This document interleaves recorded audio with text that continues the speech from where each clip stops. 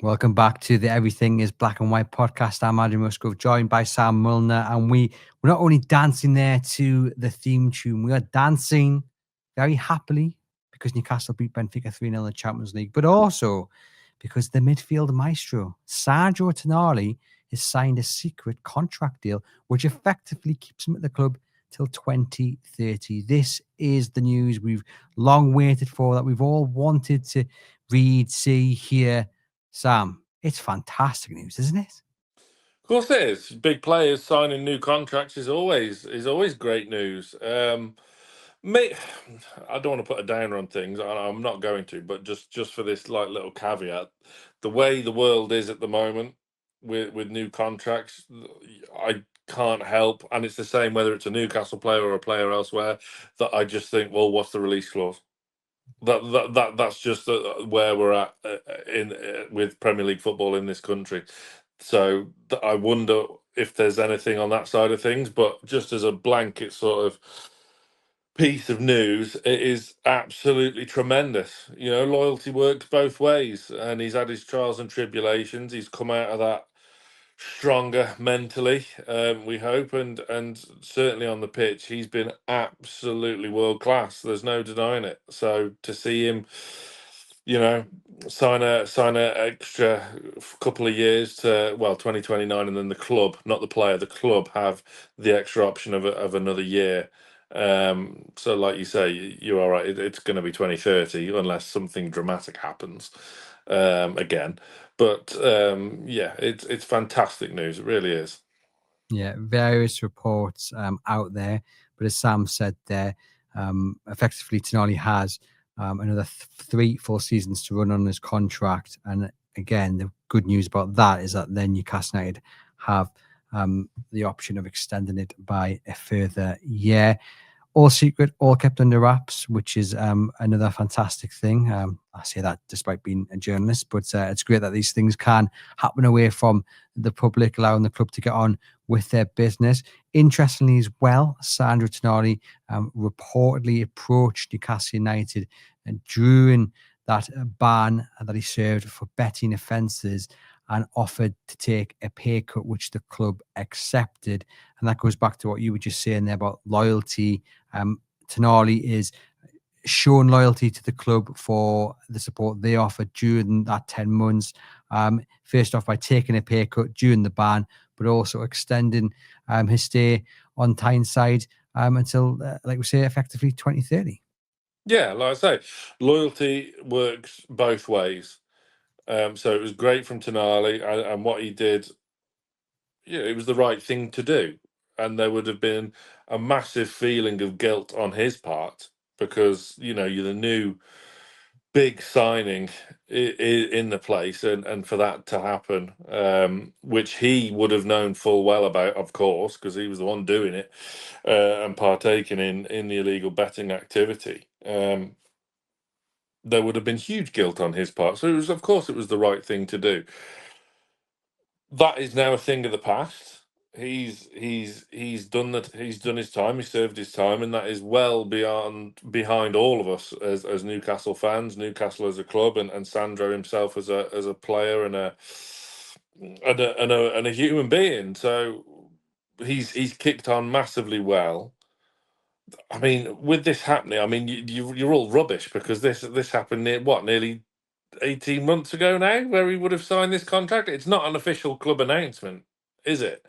So I do wonder that it may be something that Ross Wilson will still want to have a look at, because his performances on the pitch since he's come back from his ban have warranted a new contract, a new deal, a new rate of pay to bring him in line with the club's top earners. So it might be something that they want to have a look at anyway. But yeah, to have him down to 2030 puts Newcastle in a strong position. And a bit of a risk, I guess, from Newcastle's point of view as well, because he'd only played a handful of games.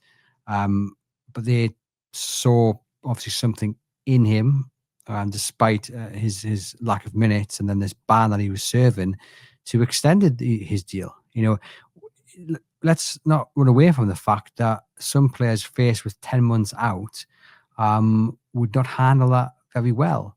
What Tonali did was he used that time to settle in the city, to build a life here, to go into training every single day and work hard and still be part of the group as if he was going to be playing on the weekend. And that takes a massive test of character.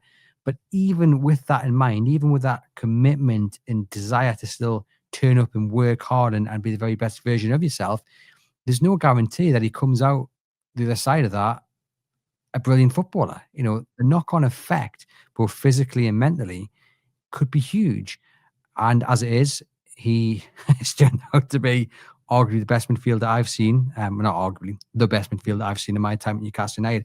But at the time of getting this deal sorted, reading the reports of the timelines, what have you, a bit of a risk from Newcastle. Yeah, I mean, the way you were going on there, it almost made it sound easy, but you made it sound more difficult because there would have been masses of trials and tribulations for him along the way. He's clearly got great people around him, good family. His now wife's and they got married in the summer, didn't they? And they are expecting their first child. How's he going to be during night feeds? That's the big question, or the next big question, I suppose. But yeah, it would have been so difficult for him, so difficult. And there would have been times, I'm sure, where that motivation maybe would have slipped for a day or two to try and keep yourself energized and to go again. But he owed the club a debt of gratitude, which has been repaid, and yeah, now he is in the process of really kicking on and demonstrating his world class qualities, which he has in abundance. Um, I saw him as a little in a Brescia go on to win the Scudetto with Milan, and yeah, to have him play for Newcastle is simply astonishing. This guy is ridiculous. Like top, like you say, he's the best. I mean, in our lifetime, we've probably got the two best midfielders. Yes, Rob Lee is in that discussion. Some will say Cabaye, but I'd probably say he's just off that is Cabaye. But in Bruno and Sandro Tonali, those are the two you want to put up on the pedestal along with Rob Lee. Certainly so. And I guess, well, we have to pay tribute in many ways to you guys, the fans, because the reaction that he got in what turned out to be his final game before the ban was heartwarming, and the support that he had throughout that ban and then his return. In many ways, it defines what's so great about this football club, that you can have all the riches in the world, you can have all the different languages and nationalities, but at the end of the day, it's about being united, and the fan base have that unique power to really, melt. Even the coldest of people in many ways. I'm not talking specifically about Tonali, but basically, you come here and the fans do something special to players who maybe never even thought about that connection. They come here because it's a move to the Premier League, but already Tonali's been swept up in it. Of course, accelerated, no doubt, by the support they offered him through those 10 months. But, it is that support that's maybe also helped them decide that actually this is where I want to be. And I owe them, the fans, a sense of gratitude as well for how they helped me. Yeah, I know what you mean when you say cold, because it's not the best choice of words, but I knew what you meant. He doesn't give much away. He's quite quiet. He's unassuming. You compare that to Bruno, which is sort of like clearly the same situation. They've both taken to the area, the fan base, and whatever, but you know exactly what Bruno is thinking and how he is feeling because he's so expressionate and so emotional. Sandro's not. He's the complete polar opposite. You don't know what he's thinking. He doesn't give anything away. It's a great quality to have. Like so, yeah. Like I go, loyalty works two ways, and the fan base is phenomenal at times like that because again, he was new through the door, big money signing, and yeah, for that to happen, it could have been really easy. Some fan bases would have turned on him and say on your bike, but that doesn't happen at Newcastle unless it's instigated by the player who wants to go on strike or whatever. Another example somewhere, I'm sure. But yeah, it's a brilliant relationship to have, and he's not obviously not the only one that has that with the fan base. But yeah, he's gone from strength to strength to strength to strength, and the ban is sort of easy to forget now. You don't think about that. It's like I say, well, in the past, it was sort of forgotten about after what 10 games where he came back, and it was just like, oh yeah, well, probably since he slotted into the six when he was, put in his strongest position, and then you think, this guy's world class. So it's very easy to forget about that now. Yep, it is, and he is world class. It's the best way to describe him. And what this does, Sam, is it frightens away potential suitors. He's attracted a lot of interest. He's been linked with a move back to Italy with Juventus tipped, but I mean, they're not going to be able to support him. And even before this news came out, we were talking about him being worth at least £100 million. I think that's a little bit on the cheap side. But now news of this contract is come out, and yes, it's often not worth the paper it's written on, but it does offer Newcastle United some protection in the summer to come. They're definitely not going to fall foul of an Alexander Isak saga, because he's got a long time to run on his contract, and any potential buyers are going to have to stump up the money, which you would say is closer to 150 million at this point, maybe. Yeah, if you like, Caicedo was what 115 or whatever, then yeah, you would certainly say so. I mean, that probably means like Pedri and De Jong are worth like 7 billion, but yeah, it's just not going to happen. There have been some absolute garbage. I normally they don't cross my periphery normally, but I caught wind of something online the other day. PSG, Juventus. I mean, Juventus are not great at the moment. PSG, I would argue, don't really need him. They could certainly afford him, but I don't think they need him at the moment.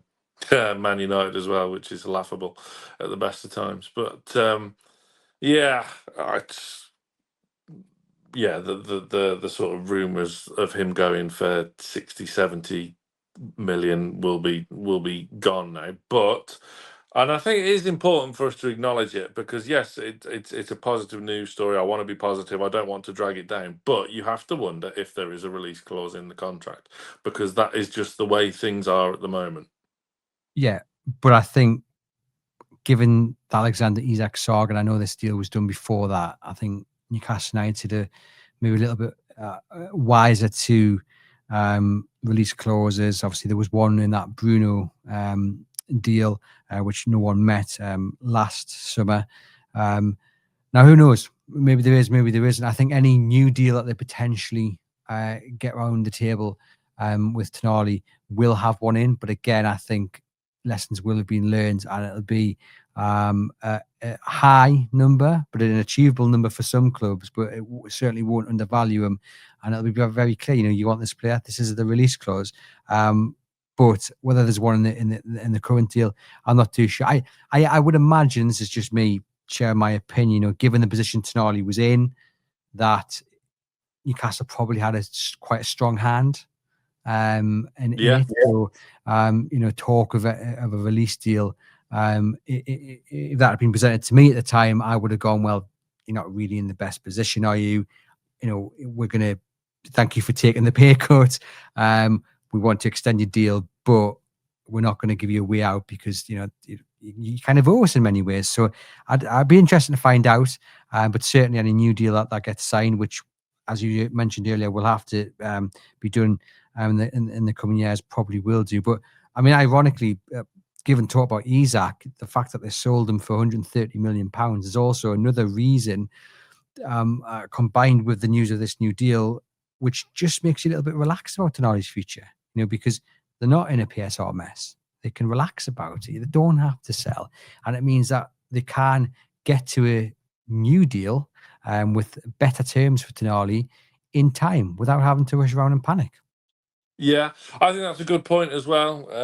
In response to my release clause sort of musings there, that yeah, he wouldn't have been in a strong position to sort of negotiate, was it? And of course, we've got to remember as well, this is Paul Mitchell that was doing this deal. And this was the guy that said no to a new contract for the lad that went on strike. So um, it's an interesting one because he would certainly come across as a sort of ruthless enough negotiator in that respect. So yeah, maybe there isn't one. It was just something that crosses my mind now. With to be honest, every time I see a contract extension announced, I just tend to wonder, right, what's the release clause? Same with Strand Larson when he signed this new contract at Wolves. Right, what's the release clause? Because it happened with Cunha Hmm. at Wolves as well. So that just tends to be where my sort of analytical, cynical brain just goes these days. But yeah, it's no doubt about it. Fantastic news, and like you say, yes, it does. It does give Ross Wilson time because Botman is not an urgent situation, but it will be getting that way soon.